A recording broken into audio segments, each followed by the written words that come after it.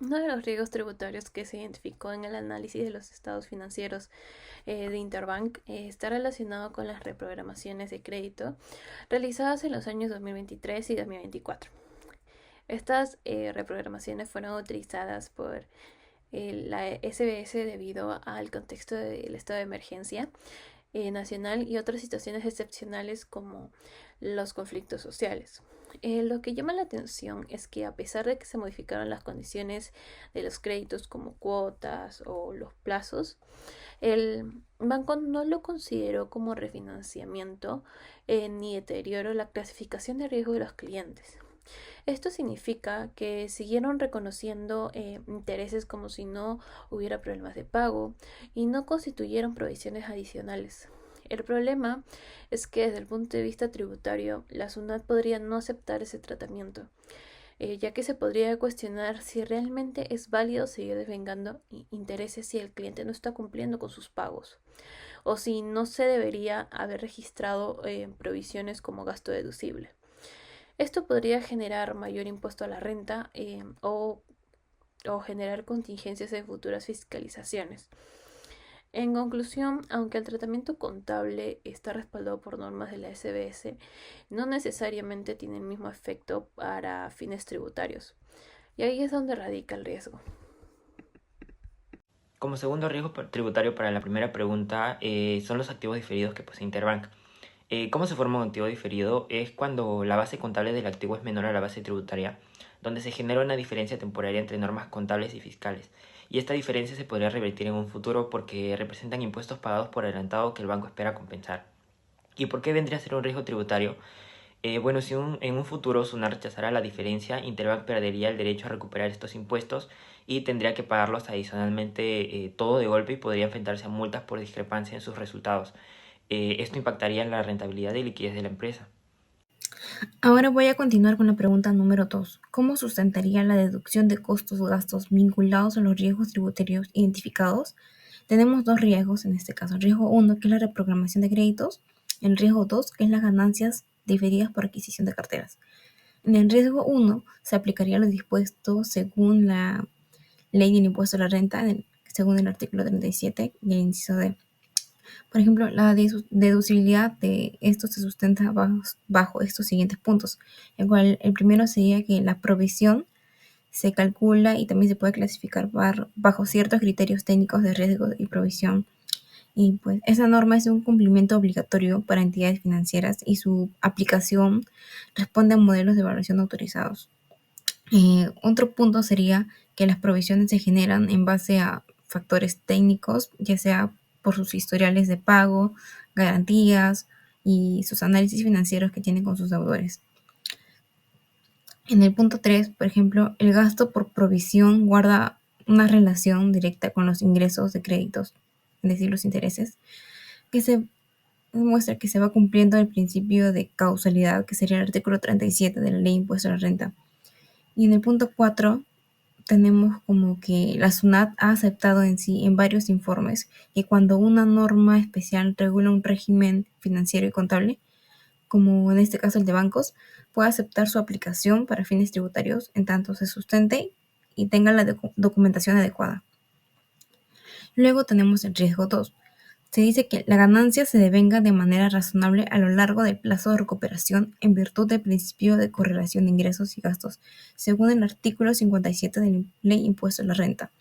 Por ejemplo, la aplicación del principio de vengado tributario en el impuesto diferido, este se reconoce como con base en diferencias temporales entre la base contable y su base tributaria.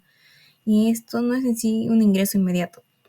Su recuperación es diferida en el tiempo, pero se sustenta en un derecho vigente a recuperar montos anticipadamente pagados. Otro punto sería que su evidencia de reversión futura de las diferencias son mediante cronogramas de amortización, proyecciones financieras, y el banco puede demostrar que las partidas temporales, como provisiones o depreciaciones, estos se revertirán en ejercicios futuros. Pues esto generaría en sí un efecto tributario favorable. Bueno, y como último tenemos que esto se debería de sustentar con papeles de trabajo, las conciliaciones bancarias, análisis y reportes de áreas de cumplimiento fiscal del banco. Gracias.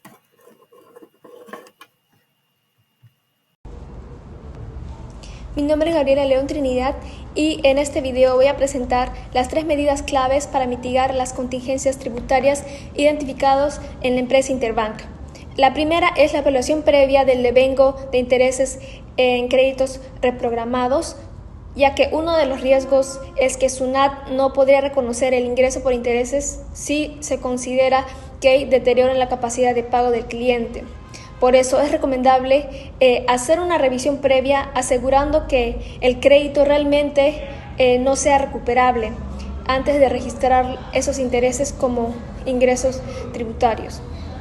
La segunda es el sustento activo de los activos tributarios diferidos de la empresa Interbank. La empresa tiene activos por impuestos diferidos que podrían ser cuestionados por la SUNAT.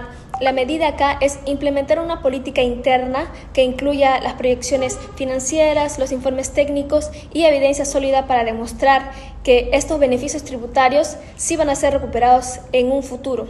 El tercero es el Comité de Riesgo Tributario.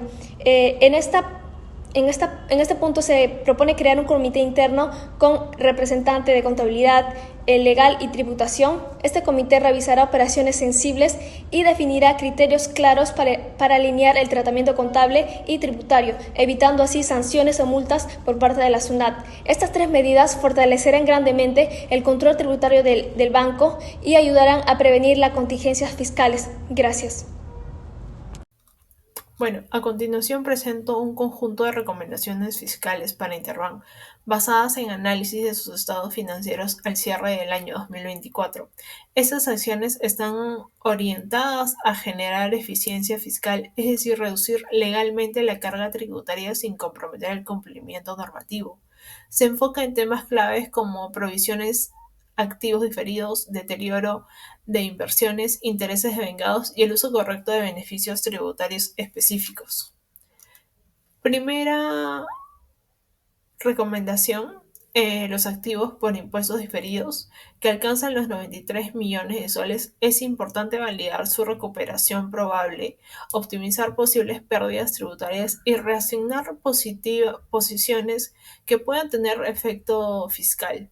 En segundo lugar, se debe gestionar proactivamente las provisiones por créditos incrobables, aunque se calcula bajo normas de la SBS tributariamente, deben cumplir condiciones como mora mayor a 90 días y contar con pruebas fehacientes para poder ser deducidas ante SUNAT. En tercer lugar, se debe optimizar el tratamiento del deterioro de inversiones fiscales. Solo se debe deducir aquellas pérdidas que sean permanentemente e irreversibles.